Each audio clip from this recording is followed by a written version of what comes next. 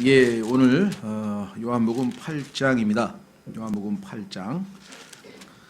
예, 그 유명한 좋은 쪽으로 유명한 건 아니죠. 예, 그 달갑지 않은 그렇게 좋지는 않지만 그래도 워낙 성경에서 유명해서 우리가 지금 유명하다는 말을 붙였는데요.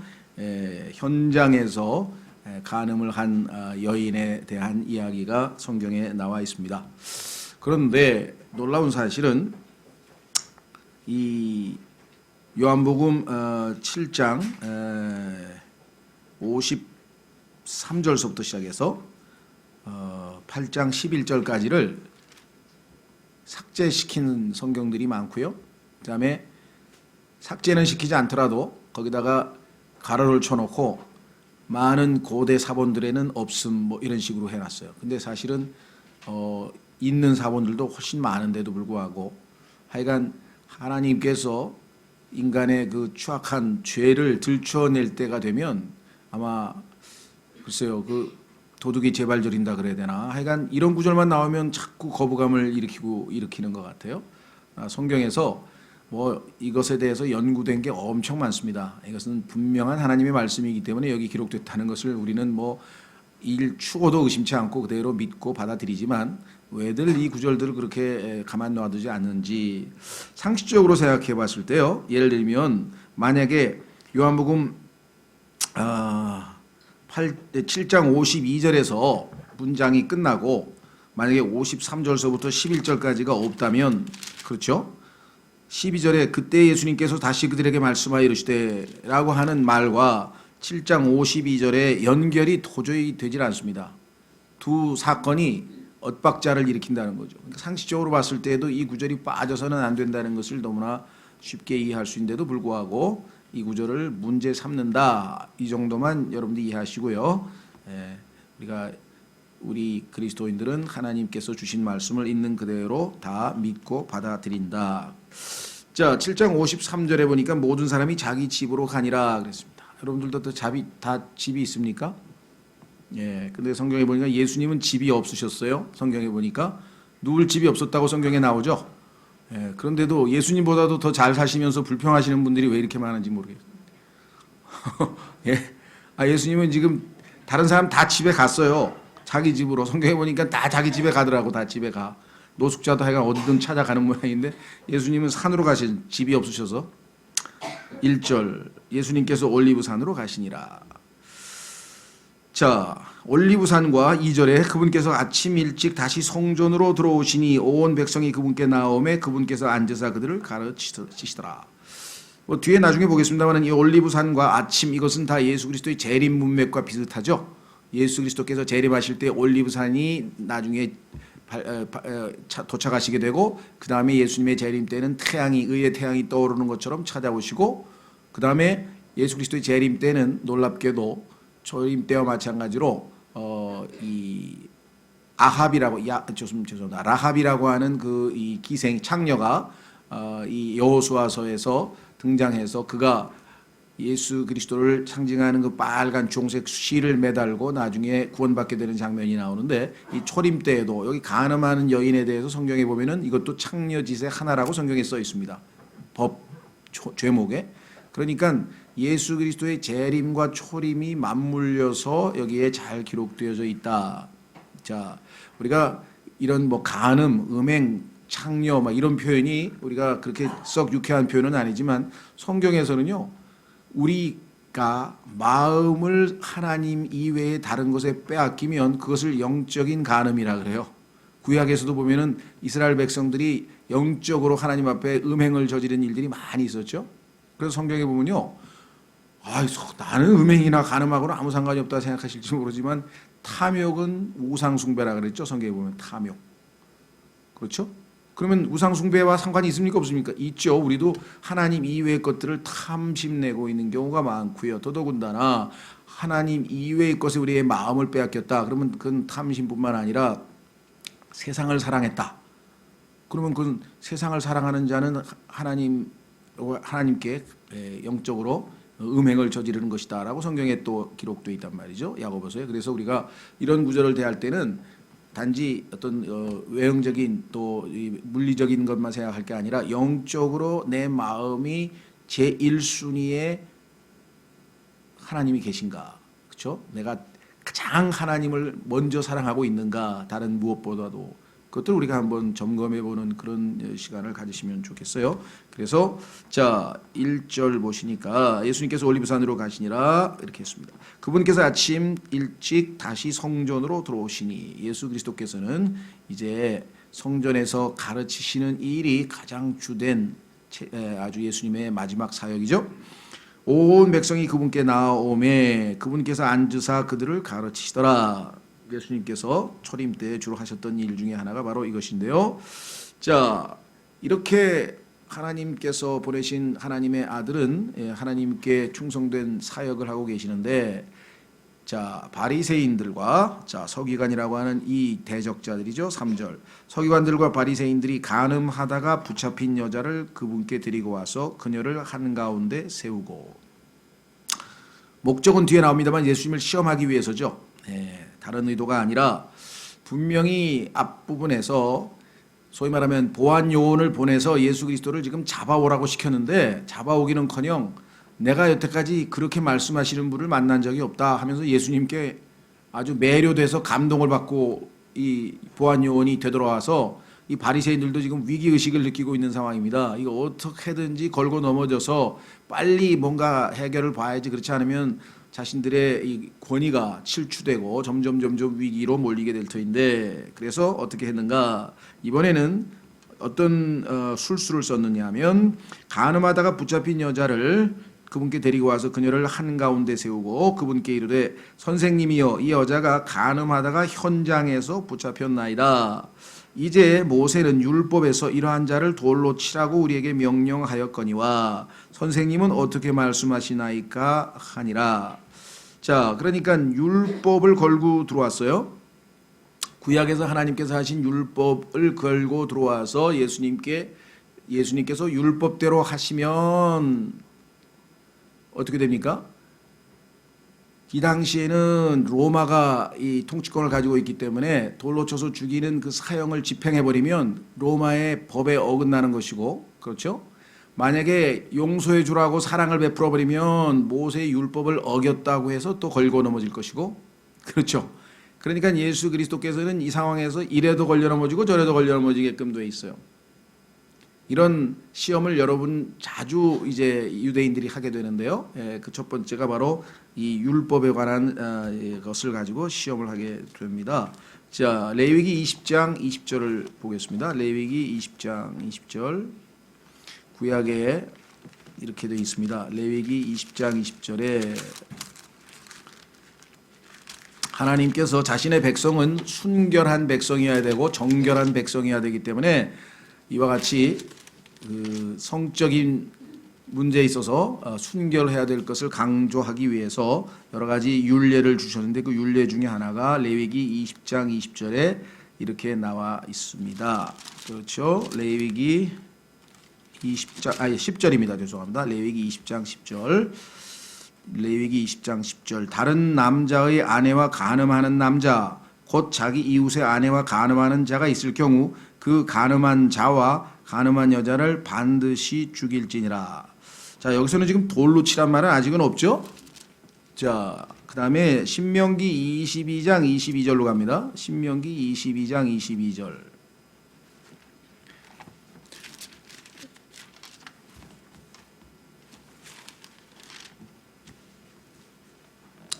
신명기 22장 22절. 남자가 유부녀와 함께 누운 것을 보거든 그 여자와 함께 누운 남자와 그 여자를 둘 다 죽일지니 너는 이같이 이스라엘에서 악을 제거할지니라. 그렇게 나와 있죠. 그런데 여기에는 돌로 치란 말이 안 나오는데 23절에 보면 나와요. 처녀인 젊은 여자가 남편과 정혼한 뒤에 어떤 남자가 도시에서 그녀를 만나서 그녀와 함께 누우면 너희는 그들을 둘 다 그 도시의 문으로 끌어내고 돌로 쳐서 죽일지니. 여기 이렇게 나왔어요. 이는 그 젊은 여자가 도시에 있으면서도 소리 지르지 아니하였기 때문이요. 이렇게 나와 있습니다. 어쨌거나 하여간 이 성도들에 있어서는 하나님께서 죽음이라고 하는 아주 이 capital punishment죠. 아주 극형으로 다스리도록 하나님께서 하셨는데, 자, 그 얘기를 지금 예수님께 지금 하고 있는 중입니다. 그렇죠? 자, 그래서 예수 그리스도께서는 지금 이 상황에서 어떻게 하든 걸려들 수밖에 없습니다. 그러나 예수님은 지난번에도 우리 말씀드린 것처럼 동전을 내게 보이라 하면서 가이사의 것은 가이사에게, 하나님의 것은 하나님께 바치라. 그렇게 지혜로운 답변을 했더니 꼼짝없이 더 이상 말을 못하고 물러나게 된 경우가 종종 있었죠. 인간들이 그 어떠한 술수와 수법으로 예수 그리스도를 걸고 넘어지려고 해도 예수 그리스도께서는 항상 당당하게 승리하셨지 인간이 하나님을 이겨낸 적은 없었습니다. 이번 경우도 마찬가지. 예수님께서는 어떻게 하였는가? 아주 지혜로운 방식으로 반응하셨는데요. 6절, 그들이 그분을 시험하며 이렇게 말한 것은, 그들의 속마음을 하나님께서 다 알고 계세요. 아, 이것은 뭐 정확한 판결을 한번 물어보려고 하는 게 아니라 율법에 뻔히 나와 있는데 그대로 하면 될 거 아니에요. 그렇죠? 자, 그렇게 시험하여 한 이유는 뭐냐? 그분을 고소하려 함이더라. 둘 중에 하나죠. 율법을 어긴 것으로 고소하든 아니면 로마의 법을 어긴 것으로 고소하든 어떤 방식으로든 하여간 고소를 할 수밖에 없는 상황이 됐어요. 그런데 예수님께서는 그들의 말을 듣지 못하신 듯 몸을 구부리시고 손가락으로 땅에 쓰시니라. 자, 여기 보시면은요, 그들의 말을 듣지 못하신 듯 했을 때에 거기에도 6절에 보면은 7단어가 이탈릭체로 영어에 나옵니다. 이탈릭체로. 자, 영어 킹제임스 성경에서 이탈릭체로 기록된 부분은 원래 원문에는 없는 말이에요.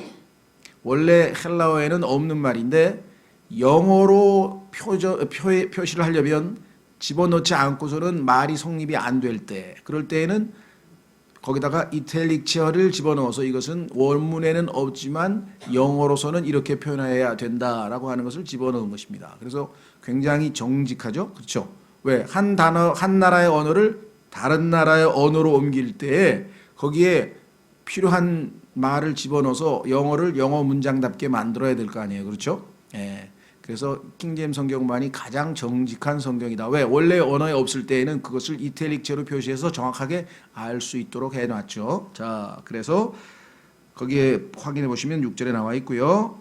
몸을 구부리시고 손가락으로 땅에 쓰시니라. 그랬잖아요. 몸을 구부리시고 손가락으로 땅에 쓰시니라. 자, 요 몸을 구부린다고 하는 표현, 낮아지셨다는 표현인데요. 자, 뒤에 나중에 한번 살펴보겠습니다. 그 다음에 손가락으로 땅에 쓰시니라. 성경에 보면은 하나님의 손가락, 주의 손가락, 이 손가락이라고 하는 표현이 여러 번 나오는데 여러분 기억에는 어디서 제일 먼저 떠오르십니까? 손가락. 출애굽기 8장에 보면요, 하나님께서 행하신 여러 가지 이제 재앙이 1번서부터 쭉 이제 진행되는 도중에 중간에 땅에 티끌을 내리쳐서 이가 돼요. 이. 그렇죠. 그러니까 이제껏까지의 모든 재앙은 이집트의 술사들이 그대로 흉내를 내서 따라 했는데 흙을 가지고 이거는 흙이라고 하는 이 무기물이잖아요. 이걸 가지고 이 살아있는 우리 머릿속에 있는 이를 만들어내니까 이집트 술사들이 거기에서 멈추면서 아, 이거는 우린 흉내를 못 냅니다. 왜? 창세기 2장에서 하나님께서 사람을 흙으로 먼지로 만든 다음에 거기다가 숨을 불어넣어서 살아있는 혼이 되게 했다. 이거는 원창조에 해당되는 거거든요. 그러니까 하나님께서 창조하기 전에는 흙에서 생명을 낳게 할 수 있는 방법은 없어요. 또 우리 나중에 뒤에 보면 나오겠지만 소경을 눈을 뜨게 할 때도 흙을, 그렇죠, 침을 발라가지고 진흙을 이겨서 눈에다가 붙이니까 눈이 떠졌죠. 그것도 원창조라. 이게 창세기 2장에서 했던 처음에 원래 했던 창조를 할 수 있는 능력을 입증하기 위해서 의도적으로 예수님께서 지금 그걸 보여주신 것인데, 그래서 거기에 보면은 이것은 하나님의 주의 손가락입니다. 이거는 못합니다 우리는 하고 얘기할 때 주의 손가락이 하신 일이다라고 하는 고백을 하죠. 그 다음에 신명기에 보면은 두 번째 그 신명기인가요? 그 9장 10절 한번 확인해 봐야겠네. 거기에도 보면은 이 주의 손가락이라는 표현이 나오는 것 같은데요. 아, 저기네요. 주께서 내게 하나님의 손가락으로 쓰신 두 돌판을 넘겨주셨는데 하면서 모세의 간증이 나옵니다. 모세가 간증할 때 십계명 그 돌판을 하나님께서 손가락으로 쓰셨다 이렇게 고백하는 장면이 신명기 9장 10절에 나오고요. 그 다음에 시편 8편 3절에 보면은요, 시편 기자가 뭐라고 얘기하는 거니, 주의 손가락으로 창조하신 만드신 하늘과 땅 하면서 하나님께서 손가락으로 하늘과 땅을 창조하셨다는 표현이 또 시편 8편 3절에 보면 나와요. 읽어드릴게요. 주의 하늘들 곧 주의 손가락으로 지으신 작품과 주께서 정하신 달과 별들을 내가 깊이 생각하오니, 손가락으로 지으신 것들이라 주의 하늘들을 이렇게 또 고백을 했죠. 자, 그뿐만 아니라 예수님께서 누가복음 11장 20절에서 내가 내 주의 손가락으로 마귀들을, 사탄을, 그렇죠, 벌하는 거라면 하면서 사탄을 쫓아낸 것이 하나님의 손가락으로 하셨다라고 성경에서 표현하고, 그리고 여기 지금 다섯 번째, 그 다음에 구약의 가장 손가락이 적나라하게 표현된 장면은 다니엘서 5장에서 갑자기 공중에서 손가락이 나와가지고 벽에다가 글을 쓰셨죠. 그렇죠. 그러니까 성경에서 하나님의 손가락이 등장하는 것이 6번인데 그 하나님의 손가락은 다 하나님의 말씀과 연관이 되어 있는데, 예수님도 지금 손가락으로 지금 뭔가 하나님의 말씀을 기록했을 가능성이 있죠. 그 말씀이 무슨 말씀이냐, 뭐 추측을 많이들 하세요. 성경에 정확하게 답은 없어요. 제일 그래도 성경적 근거가 있는 추측은 아까 우리가 찾아봤던 레위기 20장 10절 또는 신명기 22장 22절에 보니까 뭐라고 되어 있었습니까? 분명히 간음한 사람들은 간음한 남자와 간음한 여자 둘 다 즉석에서 돌로 쳐 죽이든가 그렇게 해야 되는데, 분명히 현장에서 잡아왔다 그러면 남자도 있었을 거 아니에요. 그 남자는 어디 갔냐 이거 지금. 그래서 아마 예수님께서 그 관련된 성경 구절을, 구약 성경 구절을 쓰고 계신 것 아닌가 이렇게 추측해 볼 수 있지만, 뭐 다른 여러 추측도 가능해요. 뭐 여러 가지. 어떤 사람들은 그 성경에 보면은 출애굽기 10장 23장 사이에 사형에 해당하는 죄목이 나와요. 그럼 그 사형에 해당하는 죄목을 다 쓰셨을 것이다. 그러면 너희 중에 이 죄 중에 하나라도 안 걸리는 자가 돌로 쳐라 그렇게 하셨다는 거죠. 그렇다면은 궁극적으로 얘기하면 어쩌면 죄목을 기록해 놓으셨을 수도 있다 이렇게 추측도 가능해요. 그러니까 여기서는 답이 없는 거예요. 예수님만 알고 계신 거죠. 그래서 이걸 뭐 이거라고 저거라고 막 논쟁할 필요는 없습니다만은, 자, 어쨌거나 손가락으로 땅에 쓰시니라. 7절, 이에 그들이 계속해서 그분께 물으니, 그 손가락으로 쓰신 거를 좀 봤으면 뭔가 뜨끔했을 텐데 계속 밀어붙입니다. 그분께서 7절, 일어나 그들에게 이르시되 너희 가운데 죄 없는 자가 먼저 그녀에게 돌을 던지라 하시고, 예수님께서 그들의 마음이 지금 동요하고 있는 상황을 아시고 그들의 양심에 탁 찌르는 말씀을 던지셨죠. 다시 몸을 구부리시고 땅에 쓰시니라. 그때 아마 이 기록, 이 쓰신 말씀이 우리에게 하신 말씀이구나 라고 하면서, 자, 중요한 것은 뭐니까 나이가 가장 많은 사람들로부터 시작해서 젊은 사람으로 하나둘씩 빠져나가기 시작하는 거예요.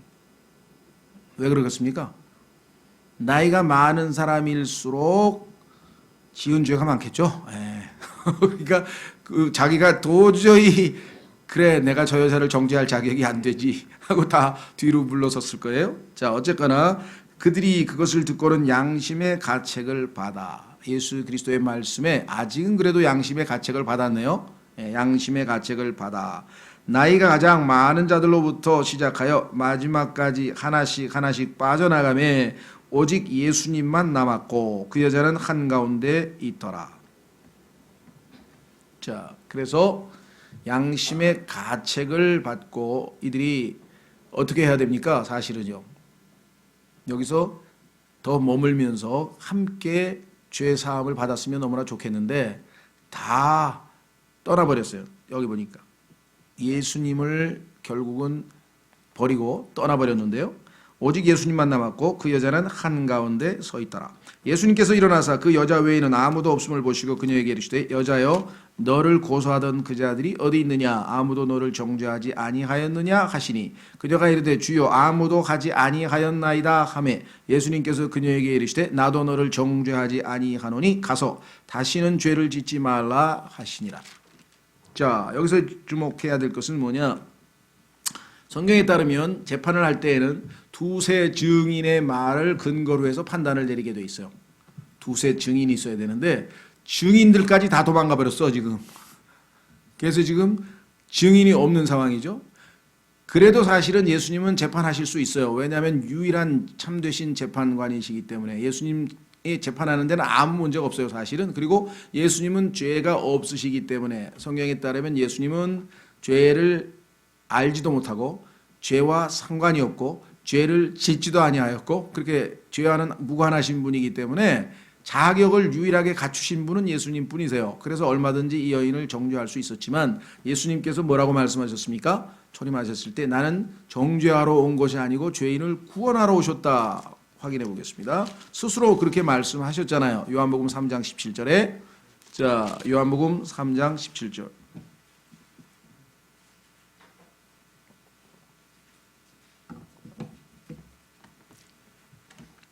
하나님께서 자신의 아들을 세상에 보내신 것은 세상을 정죄하려 하심이 아니요 그를 통해 세상을 구원하려 하심이라.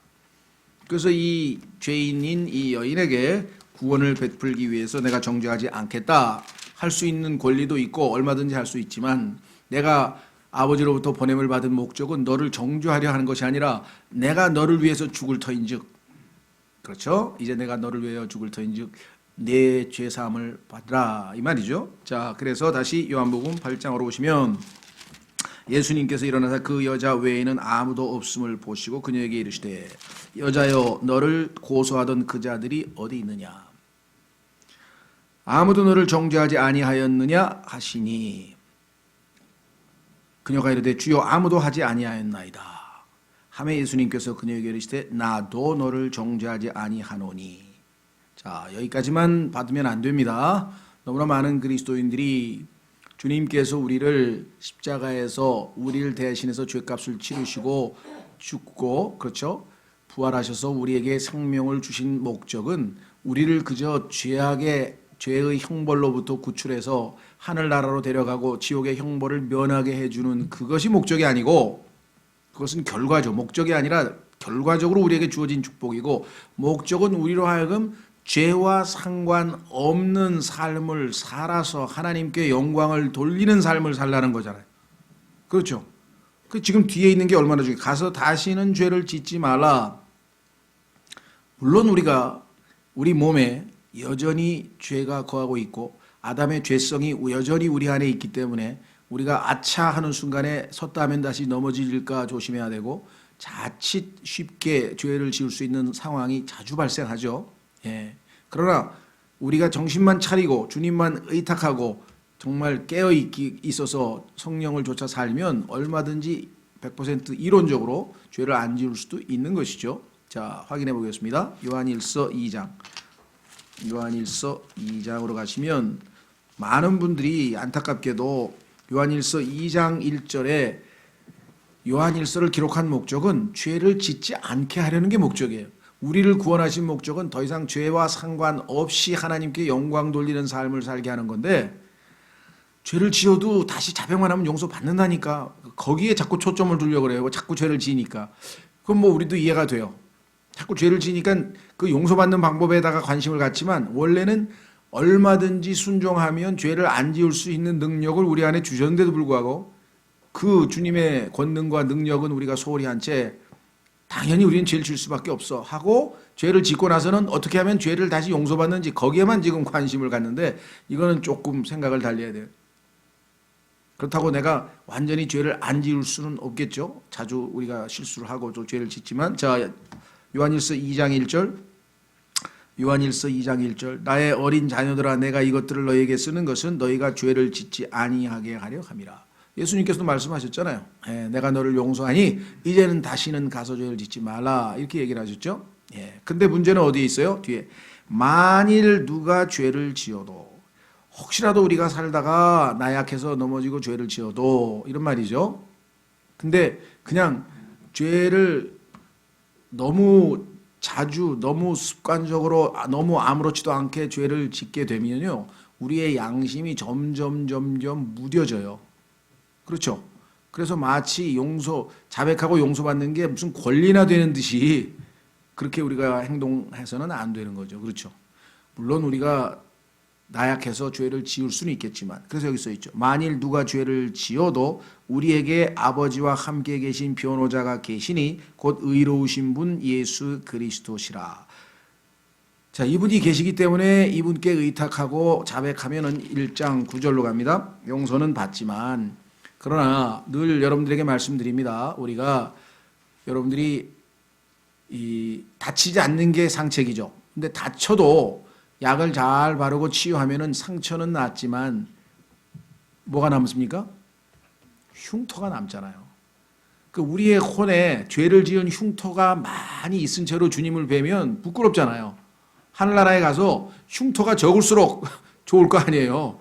흉터를 너무 많이 가지고 가면 무슨 의미냐면은 죄를 가볍게 생각해서는 안 된다는 겁니다.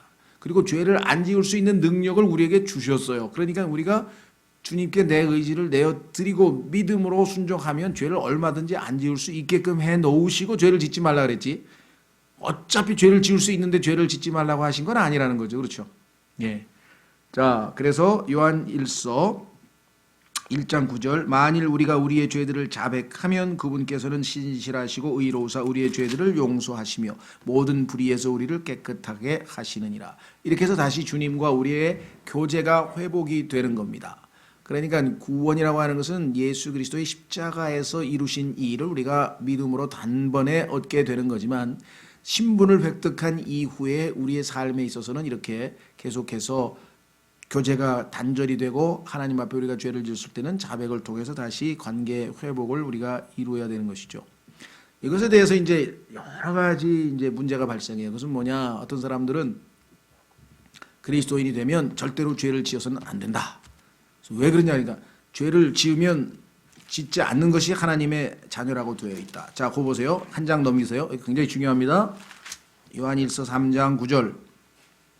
요한일서 3장 9절. 누구든지 하나님에게서 난 자는 죄를 범하지 아니하나니. 가만히 있어. 나는 분명히 하나님에게서 태어났단 말이야. 아버지 엄마에게서 태어난 육적 출생 말고 하나님에게서 태어난 영적 출생, 거듭남, 다시 태어났어. 그래서 하나님께 생명이 내 안에 들어와서 내가 하나님의 자녀가 되었는데, 근데 죄를 범하지 아니한다 그랬어? 그러면 나는 어떻게 된 건가? 이는 그분의 씨가 그 속에 머물러 있기 때문이라. 그는 하나님에게서 났으므로 죄를 지을 수 없느니라. 죄를 안 짓는 게 아니라 아예 지을 수 없다라고까지 얘기를 했습니다. 자, 그런데 이것을 교리적으로 잘 설명하지 아니하면, 이해하지 아니하면 혼돈이 생겨요. 그럼 난 하나님의 자녀인데 여태까지 죄를 지으면 나는 하나님의 자녀가 아니란 소리야? 그럴 리가 없지. 나는 하나님의 자녀 확실해. 그럼 두 번째, 그러면 내가 지은 죄는 죄가 아니란 뜻이네? 그냥 실수에 불과한가? 이렇게 해석을 해가지고 아주 양심을 마비시킨 사람이 있어요. 왜? 자, 이 구절을 읽었어요? 잘못 해석을 합니다. 가만 있어봐. 그러면 둘 중에 하나네. 내가 하나님의 자녀가 아니던가. 왜? 하나님의 자녀는 죄를 지을 수 없다 그랬으니까. 여기 써 있잖아요. 누구든지 하나님에게서 난 자는 죄를 범하지 아니하나니 이는 그분의 씨가 그 속에 머물러 있기 때문이라. 그는 하나님에게서 났으므로 죄를 지을 수 없느니라. 그러면 내가 죄를 지었다는 얘기는 내가 하나님의 자녀가 아니라는 소리인데, 그럴 리가 없지. 난 하나님의 자녀 맞는데. 그러면 죄를 지을 수 없다 그랬는데, 그럼 내가 지은 건 뭐야? 아, 이거 죄가 아니구나. 그러면 실수네? 이렇게 갖다 붙이는 거예요. 그러니까 양심이 마비가 되는 거예요. 왜? 죄를 지었는데 그걸 실수라고 간주하고 내가 나약해서 저지른 실수에 불과해. 그건 죄가 아니라니까. 이렇게 가지고 계속 자백을 안 해버리면 어떻게 되냐. 그러면 이 문장 가지고만 답을 해결 볼 수는 없다는 거죠. 왜? 하나님의 말씀은 한 문장 가지고는 해결이 안 돼요. 그래서 요한복음 3장으로 가야 이게 해결이 된다 이 말이죠. 자, 요한복음 3장. 같은 요한이 기록한 거 아니겠습니까? 그러면 요한이 단서를 요한복음에다가 줬다 이 말이에요. 자, 그러니까요, 잘못하면 하나님의 자녀인데 자기가 지은 죄를 전부 다 실수라고 갖다가 이렇게 쳐버리고 자백을 한 번도 안 하고 평생 살면 어떻게 되겠어요? 완전히 양심이 화인 맞아서 작동을 안 해가지고 죄를 짓고도 죄를 생각도 못하는 그렇게 형편없는 그리스도인의 삶을 살 수도 있고요. 그 다음에 뭐예요? 하나님의 자녀인데도 불구하고 자꾸 죄를 지니까 아, 그럼 나는 거듭난 게 아니구나. 그럼 어떡하지? 하면서 어떻게 하지 다시 거듭나지 하고 거듭난 사람이 또 거듭나려고 이제 발버둥 치는 일이 벌어지는 거예요. 여기에 마귀에 여기에 걸려들어서 5년, 10년, 15년을 뱅뱅뱅뱅 돌고 거의 노이로제에 걸려버린 사람들이 있더라니까. 그만큼 아주 함정구절이에요, 이 구절은. 그런데 요한복음 3장과 비교해보면 쉽게 풀려요. 자, 요한복음 3장 6절.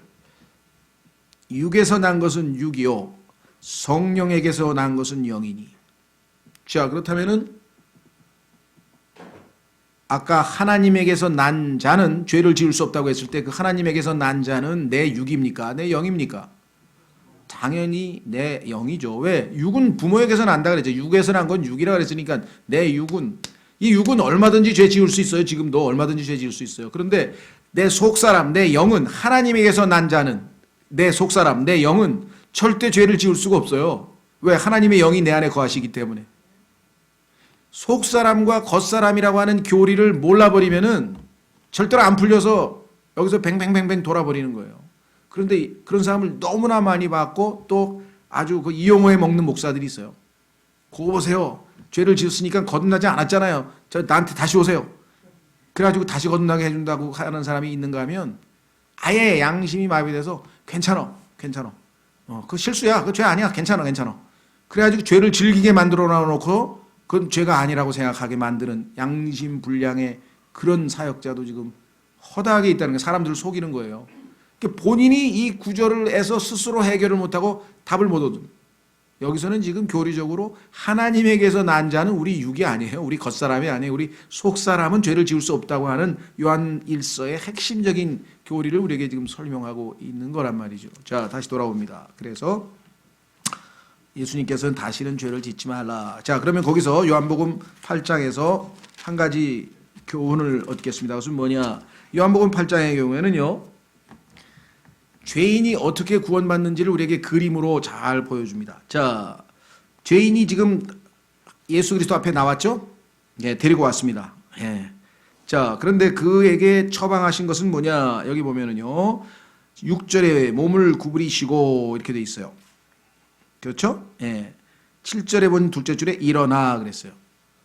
성경에 따르면 예수 그리스도께서 몸을 구부리신 것은 저 셋째 하늘에서 이 땅의 낮은 곳으로 내려오신 예수 그리스도의 초림의 굴욕적인, 그렇죠? 탄생을 얘기하시는 것이고요. 그 다음에 여기서 일어났다라고 하는 이 표현은요, 놀랍게도, 자, 요한복음 3장으로 가보세요. 성경이 얼마나 정확한가. 요한복음 3장에 가면은 14절, 요한복음 3장 14절, 모세가 광야에서 뱀을 든 것 같이 사람의 아들도 반드시 들려야 하리니. 예수 그리스도께서 자신이 놋뱀으로 십자가에 달리셔야 된다고 얘기를 했는데, 이 달려야 한다라고 하는 영어 표현과 예수님께서 일어났다고 하는 영어 단어가 똑같은 단어예요. 근데 우리말은 어감상 이거를 달린다고 할 수 없고, 예수님이 일어났는데 그게 뭐냐면 영어의 lift up, 십자가에 달린 거하고 같은 얘기로 해놓은 것이에요. 그러니까 초림하신 예수 그리스도께서 죽으셨죠. 그 다음에 다시 또 구부르셨다. 8절.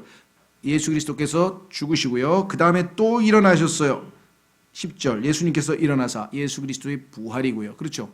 예수 그리스도의 초림과 십자가의 달리심과 예수 그리스도의 장사되심, 죽으심과 예수 그리스도의 부활이라고 하는 이것이 구부리시고 일어나기를 반복해서 두 번에 걸쳐서 왜 하셨을까요? 예수 그리스도께서 지금 숨겨진 복음을 여기다 심어놓는 것이죠. 그래서 결국은 예수 그리스도, 이 부활하신 예수 그리스도의 입에서 죄 용서라고 하는 축복을 주시고 정죄하지 않겠다. 무슨 말이 이해가 되십니까? 그래서 영어 킹 제임스 성경은요, 정말 신기한 성경이에요. 아, 이 단어가 모세가 그 뱀을 들어올린 것처럼 나도 십자가에 매달려야 한다라고 하는 그 동일한 단어를 예수님께서 일어났다라고 하는 그 단어와 함께 사용을 하고 있는 것을 우리가 보게 되죠. 자, 그래서 우리는 요한복음 8장에서 죄인이 주님 앞에 나와서 어떻게 죄의 사함을 받는지 살펴봤고, 예수 그리스도께서는 이 세상에 초림하신 것은 정죄하러 오신 것이 아니라 구원하러 오셨다. 그러나 두 번째 다시 올 때에는 어떻게 됩니까?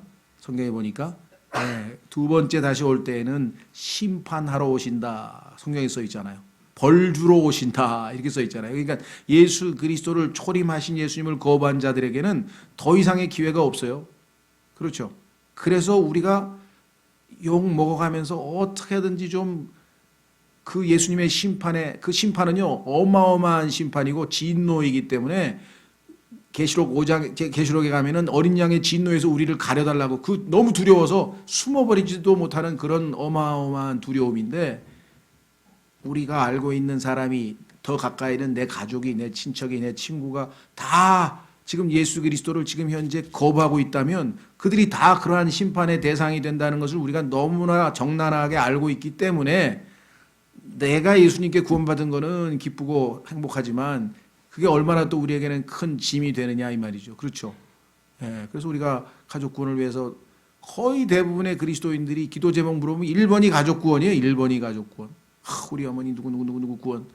그럴 수밖에 없는 이유가 바로 이것입니다. 예수님께서 초림하셨을 때는 용서하러 오셨지만 구원하러 오셨지만 재림할 때에는 그 예수 그리스도를 거부한 것에 대해서 그렇죠. 자, 마지막 한 구절 찾고 마치겠습니다. 요한복음 16장. 요한복음 16장.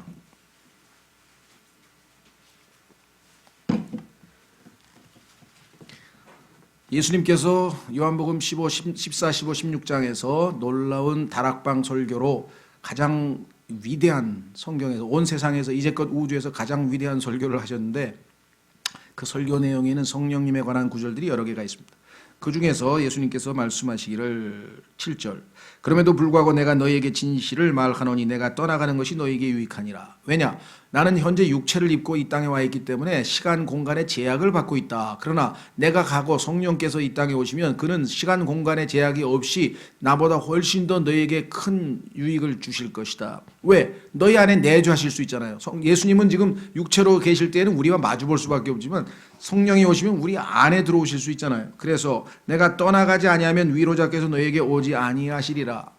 그래서 예수님이 떠나가야만 할 이유가 성령님을 보내시기 위해서. 그러나 내가 떠나가면 내가 그분을 너희에게 보내리니 8절. 그분께서 오셔서 그러면 이 시대의 성령님의 역사는 무엇인가? 첫째, 죄에 대하여 꾸짖는다. 두 번째, 의에 대하여 꾸짖는다. 세 번째, 심판에 대하여 세상을 꾸짖으시라. 세상을 사랑하셨다고 요한복음 3장에 말씀하셨죠. 하나님께서 세상을 이처럼 사랑하사. 그렇죠. 그래서 뭐 어떻겠어요? 독생하신 아들을 주셨어요. 그런데 그 독생하신 아들을 거부하고 있어요. 그래서 그분을 받아들이라고 성령께서 지금 책망하고 계셔요. 그게 지금 이 시대 교회 시대의 성령님의 역사다 이 말이죠. 그러니까 무슨 뭐 방언을 하고 무슨 뭐 치유를 하고 무슨 기적을 베풀고 자꾸 성령님의 핵심 사역은 놓친 채 그런 부수적인 어떤 것에 너무 우리가 치우쳐서는 안 된다고 강조하는 이유가 제일 중요한 게 뭐냐 이거죠. 여기 나와 있죠. 죄를 책망하시고 의에 대해 책망하시고 심판에 대해 책망하시는데 첫 번째 10절, 9절 죄에 대하여라 함은 그들이 나를 믿지 아니하기 때문이요. 우리가 생각할 때는 죄에 대하여라 함은 그들이 아까도 봤잖아요. 간음을 저질렀고 살인을 했고 뭐 그제도 뭐 섬마을에서 뭔 일이 벌어졌고 그 다음에 도둑질하고 살인하고 뭐 훔치고 뭐 온갖 죄악들을 다 해서 성경에 보니까 110가지인가 101가지인가 예수님이 그리고 우리 마음속에 있는 죄 13가지가 마가복음 7장 20절에 쫙 우리 마음속에 13가지가 들어있다고 예수님이 하신 것부터 시작해서 총 죄의 명단 딱 보니까 100몇 개가 나오는데 근데 예수님은 그것이 아니고 그거는 다 내가 십자가에서 다 해결했잖아. 내가 십자가에서 다 도말했는데 그거는 이제 남아있는 게 아니야. 그럼 딱 하나의 죄만 남아있어요. 그것은 뭐냐? 하는 죄가 저지르는 죄가 아니라 안 하는 죄야. 뭘 안 해요? 안 믿는 거야. 여기 써 있잖아요. 그들이 나를 믿지 아니하기 때문에. 하나님께서 그토록 자신의 아들을 주셔서까지 다 이루어 놓으셨는데 그렇죠? 어머니들이 왜 뭐가 속상합니까? 집에서 그냥 해가지고 밥 잘 차려놨는데 떡하니 라면 사 먹고 들어왔어요. 안 먹는데 집에 와서. 그러면 얼마나 화가 나요. 내가 해준 게 뭐가 되는 거예요. 그렇죠. 하나님께서 예수 그리스도를 통해서 구원을 베풀었는데 그건 필요 없고 뭐 공자를 찾아가고 뭐 돌을 닦고 뭐 마인드 컨트롤하고 뭐 착한 일을 하고 봉사를 이게 무슨 짓거리라는 거지. 하나님께서 주시는 선물은 거부하고 그 얼마나 화가 나시겠어요. 그렇죠. 나를 믿지 아니하며. 이 땅의 모든 인간의 유일한 죄는 예수님을 믿지 않는 죄 하나만 남아있는 거예요. 무슨 말이 이해가 되셨어요? 성령님께서 이걸 깨닫게 해줘야 이게 이해가 돼요. 그렇지 않으면 인간들의 머릿속에서는 뭐예요? 죄 그러면 무슨 구체적인 거 뭐 살인하고 강도짓하고 밤낮 그 생각만 하고 있다는 거야. 근데 그 죄는 십자가에서 예수님이 다 해결했다니까. 중요한 거는 뭐야? 안 믿는 거잖아. 두 번째, 의에 대하여라면 내가 내 아버지께로 감으로 너희가 더 이상 나를 보지 못하기 때문에. 자, 하나님은 의로우신 분이기 때문에 하나님 앞에서 심판을 면제받으려면은 의로워야 되는데 그 의의 기준이 예수님 수준이어야 돼. 여기 써 있잖아요. 의에 대하여라면 내가 아버지께로 감으로. 예수님은 죄가 없기 때문에 의로우신 아버지 앞에 떳떳하게 가요. 그런데 이 세상에 그 누구도 죽은 후에 아버지께로 갈 수가 없어. 다 더러운 죄인이기 때문에 그 누구의 인간의 성인들, 뭐 위대한 성인들도 다 죄인이기 때문에. 근데 예수님은 뭐예요? 부활하셔서 떳떳하게 하나님 아버지에 가도 상관없어요. 왜? 의로우신 분이니까. 아버지하고 동등한 수준의 의인이시니까. 그렇기 때문에 예수님을 우리 안에 모시고 가는 사람만 예수님처럼 우리를 대해주시는 거고, 예수님 우리 안에 계시니까 하나님의 의이신 예수님을 우리가 소유하고 있기 때문에 구원받은 사람들은 그래서 예수님이 하나님의 의이신 예수님을 우리가 소유하고 있기 때문에. 자, 세 번째, 심판에 대하여라면 이 세상의 통치자가 심판을 받았기 때문이라. 성령님께서 만약에 너희가 나를 예수님을 믿지 아니하여서 예수 그리스도 하나님의 의이신 예수님을 소유하지 못하면 하늘나라에 못 가는 건 물론이고 마귀와 함께 영원한 심판에 처하게 될 것이다. 이것이 지금 성령님께서 이 땅에서 죄인들에게 알려주고 있는 진리라 이 말이에요. 죄에 대하여, 의에 대하여, 심판에 대하여 세상을 책망하시리라 그랬죠. 그것뿐만 아니라 그러면 구원받은 그리스도인들에게는 성령님께서 제일 중요한 일이 뭐냐? 세상에 안 믿는 사람들에게는 이 세 가지 책망하는 것이 성령님의 주 핵심 사역이고요. 그 다음에 그리스도인에게는 뭡니까? 여러분 생각에는